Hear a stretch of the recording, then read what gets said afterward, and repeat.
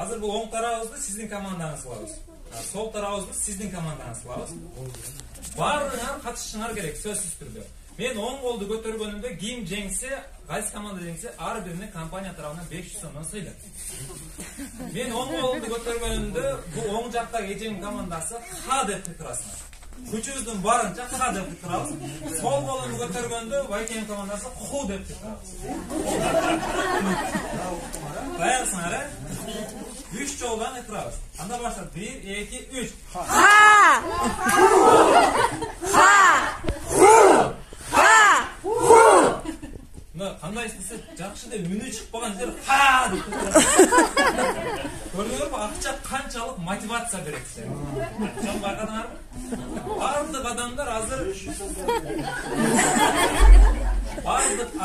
азыр оңой эле акчага жетип алгысы келет да. Азыр мен силерге айта турган нерсе, бул адамга акча алып келүүчү 3 сфера бар.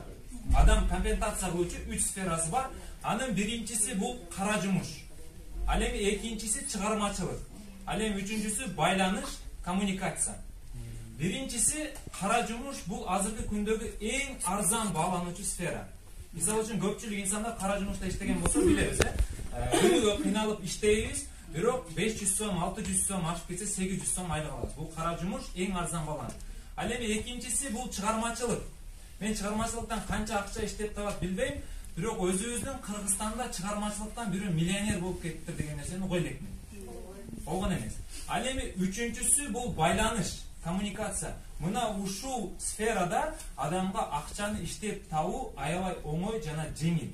Ким эгерде байланыш түзө алса, ким эгер сүйлөшө алса, ким мамиле кыла алса, ким ээрчите алса, ким жетектей алса, ким жол көрсөтө алса, мына ошол адамга акча табуу азыркы күндө